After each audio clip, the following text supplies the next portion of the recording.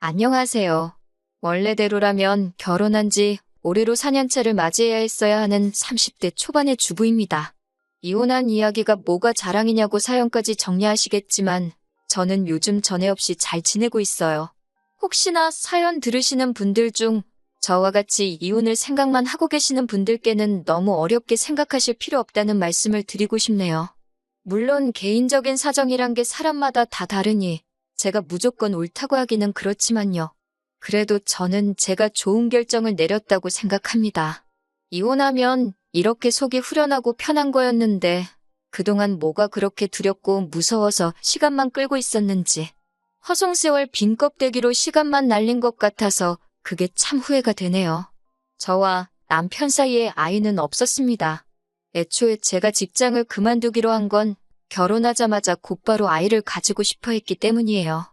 그런데 제가 회사를 그만두자마자 사소한 다툼이 시작돼서 아이가 깼다 직장을 그만뒀는데 결혼 생활 4년 동안 아이를 만들 노력조차 안 하게 되었네요. 아무튼 이렇게 되고 나니 아이가 없는 게 새삼 다행이구나 하는 생각이 듭니다. 결혼은 요즘 대세라는 반반 결혼을 했습니다. 남편이나 저나 당시의 벌이는 비슷한 편이었어요. 그런데 두 사람 다 취직을 한 기간이 얼마 되지 않아서 양가에서 똑같이 지원금 받고 모자란 부분은 대출을 받게 되었습니다. 영끌이나 마찬가지인 대출이었는데 그나마 다행인 건 저나 남편 벌이가 괜찮은 편이라서 대출이자에 대한 부담이 그렇게 많은 편은 아니었어요.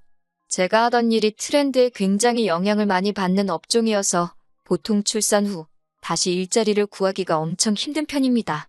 그런데 또 그런대로 프리랜서로 일을 할 수 있는 기회가 다른 직종보다는 괜찮은 편이라서 남편과 긴 상의 끝에 회사를 그만두고 프리랜서로 일을 시작해보려고 했어요.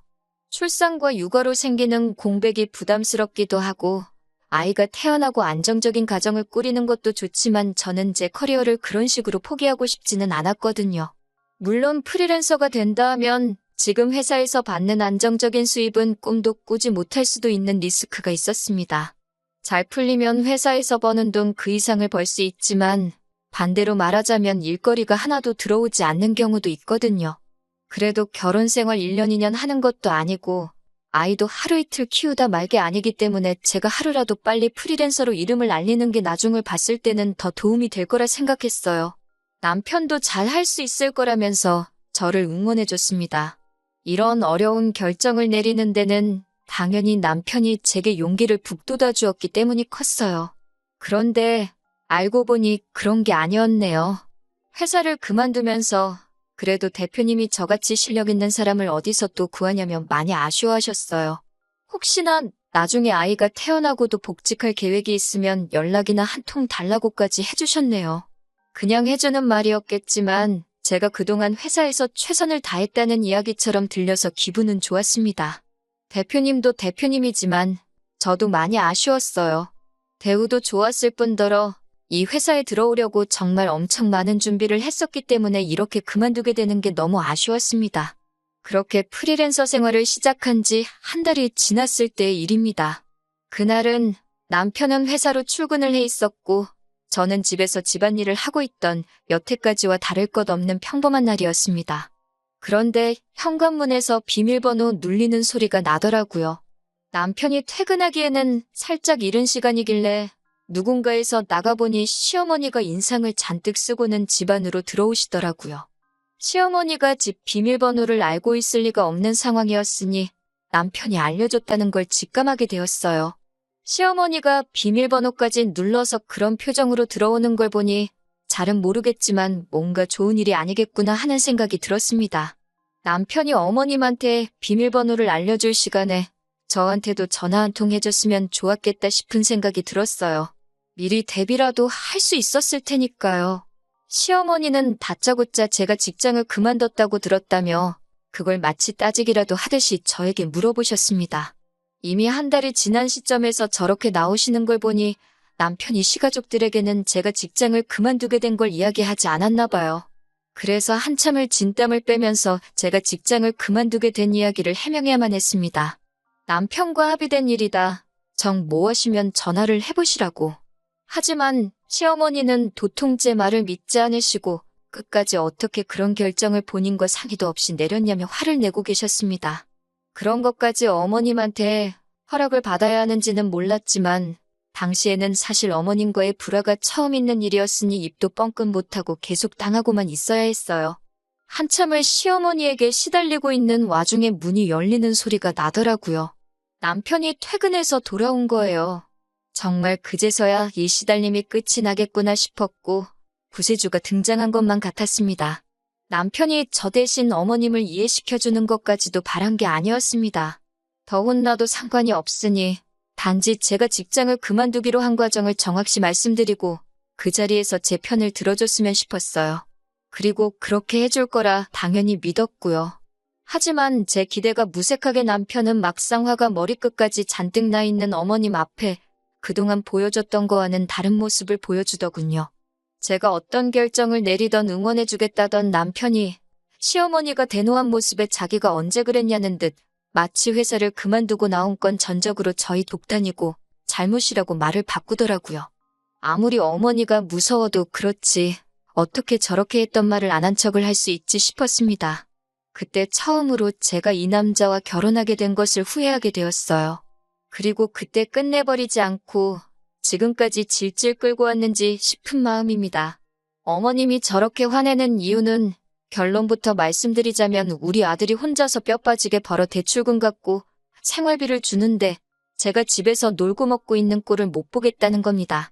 제가 프리랜서로 재택근무 형식으로 일을 할 계획이다 했더니 돈을 얼마나 벌었냐고 물으십니다. 그 말에는 할 말이 없더라고요. 사실 한 달 동안 일거리가 하나도 들어오지 않아서 수입이 전혀 없었거든요. 하지만 막말로 제가 무슨 남의 애를 낳아서 남편 돈으로 키우겠다는 것도 아닌데 내가 번 돈 네가 번 돈 이야기가 왜 나오는지 이해가 가질 않았어요. 그리고 저도 영영 돈을 안 버는 것도 아닌데 당장 돈 못 벌었다고 너무 그렇게 저만 가지고 그러시는지 이해가 가질 않았어요. 그런데 계속 하는 말을 들어보니 어머님의 본심이 나오더군요. 내 아들이 힘들게 번 그 돈으로 제가 친정에 효도하는 꼴을 못 보겠다고 하는 겁니다. 제가 회사를 그만두기 전에는 남편과 제가 벌이가 좋아서 두 사람 수입을 합치면 한 달에 800만 원 정도의 월 수입이 있었거든요. 대출금 이자가 부담스럽긴 했지만 그렇다고 돈이 엄청 모자라는 상황도 아니라서 양가에다 달달이 30만 원씩 용돈을 드리고 있었어요. 어머님도 그게 시댁뿐만 아니라 친정에도 가고 있다는 사실을 알고 계셨는데 이제 제가 수입이 없어졌다는 걸 아셨으니 그게 심기가 불편하셨다는 거예요. 안 그래도 제가 직장을 그만두면서 수입이 많이 줄게 되었으니 드리기로 한 용돈은 제가 자리 잡을 때까지 못 드리지 않을까 싶어 그만 드리기로 했었는데 남편이 그래도 드리던 게 있는데 어떻게 한순간에 끊냐면서 제가 수입이 생기기 시작하면 무슨 문제가 되겠냐며 남편 고집 때문에 저희도 없는 형편에 계속 보내고 있던 거였거든요. 그래서 어머님께 안 그래도 그것 때문에 남편하고 상의를 했었다고 저희도 그게 부담스러운 상황이니 제가 프리랜서 일이 자리를 잡을 때까지는 당분간 안 드리는 걸로 하겠다고 했습니다. 그랬더니 또 어머님이 그걸 왜 네 맘대로 정하냐고 하시는 겁니다. 내 아들이 번 돈이니까 자기는 받고 너네 집에는 보내지 않는 게 맞다고 하시는 거예요. 뭐 계산이 그렇게 되나 싶어서 더 따지고 들고 싶었는데 결과적으로 어머님이 하는 말은 한 가지였어요. 내 아들이 번 돈을 친정에 빼돌리지 말라는 말이셨죠. 그러니까 달달이 드리던 용돈만이 아니고 예를 들면 명절 때나 어버이날 때 친정 부모님 생신과 같이 뭔가를 해드리는 그런 날들은 앞으로 챙기지 말라고 하시는 거였습니다. 이게 다 앞으로 자녀 계획 때문에 그런 거다. 현재는 수입이 없지만 조만간 생길 것이다 등등 제 이야기는 하나도 듣지 않으시고 내 돈은 내 돈, 내 아들 돈도 내 돈이라고 확실히 선을 긋고만 있었습니다. 그 와중에 남편은 찍소리도 못하고 오히려 엄마 말이 맞다는 듯이 수긍을 하고 있으니 옆에서 지켜보는 제 속이 다 답답하더라고요. 어머님이 자기 할 말만 다 하고 돌아가시니 그 시끄러웠던 집이 언제 그랬냐는 듯이 조용해지더라고요. 저는 그때까지도 남편이 어머님 말씀에 맞장구 쳐주고 하던 게 다 어머님 기분 맞춰주면서 상황을 유연하게 해결시키려 한 거라 굳게 믿었는데 그게 아니더라고요. 남편은 난데없이 엄마 말이 틀린 게 하나도 없지 않냐고 하면서 대출이자 내고 생활비 주면서 자기도 자기가 쓸 돈이 없어서 그동안 회사에서도 후배들한테 커피도 한 잔 못 사주고 그랬던 게 너무 자존심이 상했다고 하는 겁니다. 당장이야 제가 수입이 없는 건 맞지만 애초에 회사를 그만두고 프리랜서를 하는 게 좋겠다고 등 떠밀던 게 누군데 저러고 나오니 어이가 없었어요. 같이 결정한 걸 가지고 왜 내 탓만 하냐고 했더니 누군 한 달 동안 수입이 없을 줄 알았냐고 하면서 그게 다 제 능력이 부족해서 그런다는 겁니다. 결국 이제부터는 네 돈, 내 돈 따로 관리하자고 하더니 생활비도 필요한 이유를 적어서 자기한테 다서 쓰라고까지 하더군요. 솔직히 그때 이혼까지 생각하기도 했습니다. 그런데 한편으로는 결혼한 지 3개월 만에 이혼하는 부부가 세상에 어디 있나 싶기도 하고 괜히 주변으로부터 손가락질을 받지는 않을지 친정 부모님이 주변 사람들한테 면목이 서지 않지는 않을지 정말 너무 여러 가지가 다 걱정이 되었습니다. 그래도 그때 적어도 일을 그만둔 한 달 사이에 아이가 생기지 않은 게 천만 다행이라는 생각을 했습니다. 다음 날이 되어서 저는 제가 다니던 직장을 찾아갔습니다. 차라리 애를 안 낳고 살면 살았지 저런 취급을 받으면서 살고 싶지는 않았거든요. 회사 대표님은 저를 반겨주면서도 조금만 더 일찍 오지 그랬냐면서 난색을 표했습니다. 회사에서는 이미 벌써 제 빈자리를 채우기 위해 인력 중원을 해놓은 상태였고 그걸 저 때문에 물을 수 없는 상황이다 보니 저를 다시 복직시킬 만한 여력이 없었던 거예요. 제가 제 발로 사표를 내고 나갔는데 누구를 탓하겠어요? 그렇게 그냥 아무런 소득 없이 집에 돌아오게 되었네요. 남편은 퇴근하고 오더니 그렇게 큰 소리를 치더니 복직은 어떻게 된 거냐며 빈정대듯이 물어보더군요. 잘 안 됐다고 하니 그럴 줄 알았다면서 왜 멀쩡히 다니는 회사는 그만둬가지고 이 사단을 만드냐고 계속 제 속을 긁기 시작했습니다. 정말 너무 분하고 화가 나는 와중에 남편이 심호와 작당을 하고 그날부터 저에게 왜 그렇게 했는지 그 이유를 알게 되었네요. 남편이 아버님 건강검진을 다녀와야 하니 저보고 모시고 다녀오라고 하는 거예요. 어머님도 계시고 시동생도 있는데 제가 그걸 왜 가야 하느냐 따지니 생활비를 받으려면 제가 그에 합당한 일을 해야 한다네요. 세상에 제 편만 들어줄 거라 생각했던 남편 입에서 그런 소리가 나오니 정말 어이가 없었습니다. 대놓고 저보고 식모살이를 하라고 하는 거잖아요. 화가 머리끝까지 나서 한 번만 더 나를 식모 취급을 했다간 그땐 이혼해버리겠다고 했습니다. 그리고 그깟 대출이자와 생활비는 내가 가져다 줄 테니 이딴 거 한 번이라도 더 나한테 시켰다간 어떻게 되는지 한번 보자고 했어요. 남편도 결혼하자마자 이혼하는 건 좀 아니라고 생각했는지 그때부터는 아무 말도 없었습니다. 그리고 그날부터 저는 낭만 잔뜩 남아서 복직은 못했지만 어떻게든 일거리를 받아와서 두 모자들 입도 뻥끗 못하게 만들어버려야겠다는 생각뿐이었습니다. 하늘도 이런 저를 도운 건지 저는 전 직장의 대표님으로부터 연락을 받게 되었어요. 복직 이야기는 아니었지만 회사에 들어오는 일거리 중에 단가가 안 맞는 일들은 저한테 소개를 시켜주고 싶으시다는 거였습니다. 물론 대표님도 그 과정에서 중개료식으로 돈을 얼마 떼가긴 하는 거였고요. 대표님 입장에서는 단가가 낮지만 잠재 고객일 수 있는 사람을 잡을 수 있어서 좋고 제가 어떤 사람인 줄 알고 있는데 그렇게 저를 보내고 나서부터 한동안 마음에 걸려하셨다는 거예요. 처음 받은 일은 정말 얼마 되지도 않는 일이었는데 어차피 대출이자만 반반씩 내기만 하면 되는 거니 뭐가 됐든 해보기로 했어요.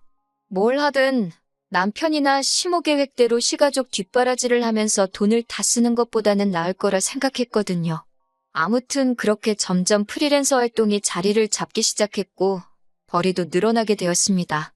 대표님이 일가물은 물어다 주던 것 외에도 활동하면서 입소문을 타게 되니까 알아서 일거리도 들어오기 시작했고요. 그리고 그때부터는 일 때문에 밤 늦게까지 작업을 해야 하는 일도 있었기 때문에 남편과 갑방 생활을 하게 되었습니다. 그러다 보니 2년 전부터는 이제 더 이상 대표님의 도움 없이도 일거리가 차고 넘쳐나는 정도로 성장하게 되었고 벌이도 회사를 다닐 때와는 비교도 안 되는 많은 돈을 벌게 되었습니다. 제가 돈을 벌어오니 남편도 더 이상 저한테 아무 말도 못하더군요. 일부러 보란듯이 제가 번 돈으로 친정부모님 차도 새 거로 한 대 뽑아드리고 일부러 친정집으로 택배 보내도 될 거 저희 집으로 받아서 남편 보여준 뒤에 친정으로 다시 보내고 했습니다. 제 일이 바빠지면서 집안일도 딱 제가 필요한 것만 하고 남편이 해야 할 건 남편이 알아서 하게 냅뒀어요. 대외적인 자리에서는 사이좋은 부부인 척 연기를 했지만 사실 룸메이트나 다름없었습니다. 그리고 얼마 전이었습니다. 식모로 부리려던 제가 돈을 잘 벌게 되니 식모로 쓸 바에야 이젠 제 돈을 쓰는 게 낫다는 생각을 했나 봐요. 집에서 일하고 있는데 또 비밀번호 눌리는 소리가 나더니 시어머니가 들어오더라고요. 그렇게 비밀번호를 바꿔봐야 소용이 없는 게 바꿔봐야 남편이 다 알려져 버렸으니 이제는 그냥 그러려니 하고 있습니다. 시어머니가 들어오자마자 잠깐 이쪽으로 와보라고 하더라고요. 저는 지금 일을 하고 있는 중이라 시간을 못 내드린다고 했습니다. 평소 같으면 얼마나 대단한 일 하길래 어른이 부르는데도 본체만치 하냐며 빈정대실 분이었는데 별 대꾸도 없으시고 거실 소파에 앉아서 가만히 계시더라고요. 왜 저러나 싶었는데 또 조용히 기다리고 있으니 사실 일이 다 마무리된 상황이었는데도 바쁜 척 하면서 시간만 보냈습니다. 자꾸 소파와 제 방을 왔다 갔다 하시며 똥 마려운 강아지 마냥 제 눈치를 보고 계시는데 이 정도면 충분하다 싶어서 밖으로 나와 무슨 일이냐고 물어봤어요. 그랬더니 시모가 하는 말이 얼마 후에 신우가 시집을 가게 되는데 신우 결혼 상대가 의사랍니다. 그런데 시모가 우리 의사 사위한테 병원을 차려줄 돈은 없고 아무리 못해도 집이라도 한 채 해가는 게 맞는 것 같지 싶은데 돈이 모자란다고 하는 거예요. 그러니 결국은 신우가 살 신혼집 해주는데 제 돈을 좀 써도 되냐 물어보러 온 거였지요. 그 돈을 제가 왜 줘야 하냐고 대번에 물었더니 시모가 쩔쩔매면서 어떻게 좀 안 되겠냐 계속 부탁을 하시는 거예요. 여태 4년 동안 남편하고 저하고 따로 돈 관리를 해왔으니 제가 아니라 남편한테 물어봐야 하는 거 아니시냐 물어봤죠. 그랬더니 어머님은 남편이 따로 모아놓은 돈이 없다는 사실을 말해주시더라고요. 각자 돈 관리하면서 저도 크게 신경을 쓰지는 않았는데 대충 보니 남편은 자기가 직접 돈을 관리한 게 아니라 그 돈으로 신우며 시부모 뒷바라지도 해주고 주식도 하고 코인도 하고 정말 자기가 쓰고 싶은 대로 쓰고 다녔더군요. 그러니 모아놓은 돈이 4년 동안 1,000만 원도 되지 않아서 결국 시어머니가 저한테 와서 고개 숙이고 돈을 좀 해보려 하시는 거였고요. 그래서 알겠다고 말씀드리니 시모 얼굴에 웃음꽃이 활짝 피더군요. 돈이 3억 원이 어쩌고 하시길래 그러면 신우한테 앞으로 우리 집으로 출근하면 된다고 했어요. 어머님이 무슨 소리냐는 듯한 표정으로 쳐다보시길래 남편이 4년 전에 제게 말한 대로 그 돈을 받으려면 그 돈에 맞는 합당한 일을 해야 하지 않겠냐고 말씀드렸죠. 한 달에 200씩 주는 셈 치고 이자도 없는 걸로 해줄 테니 앞으로 향후 13년 동안은 우리 집에 와서 집안일부터 밀린 일까지 다 하고 그 길로 저희 친정부모님 집에 가서 집안일까지 하고 오면 딱 되겠다고 했어요. 어차피 남편하고 저하고는 집안일이 서로 별개이니 우리 집에서는 별로 할 일이 없을 거라고요. 그러니 여태 제 앞에 쩔쩔매던 시모도 돌변해서는 저한테 야야 거리시면서 우리 의사사위가 돈을 얼마나 버는 줄 아냐고 어쩌고 저쩌고 하시는데 그 집 안에 가면 의사사위는 볼 수나 있으시냐고 말하니 또 아무 말도 못하더군요. 그래도 혹시 제가 마음이 바뀔 수도 있다는 기대를 했는지 시모는 저한테 한마디도 더 뭐라고 하지도 못하고 소득 없이 돌아가야 했습니다. 그리고 남편이 퇴근하고 나서 시모한테 자초지종을 들었는지 집에 와서 저랑 2차전을 벌이더군요. 선년 날개옷 숨겨놓을 땐 언제고 상황이 바뀌니 이제 와서 그러냐고 한참을 싸우다가 결국에는 제가 지쳐서 이혼하자고 했습니다.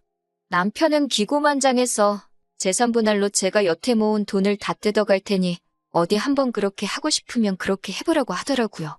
그렇게 반반씩 재산분할을 하게 되었어요. 그런데 남편은 울상이었습니다.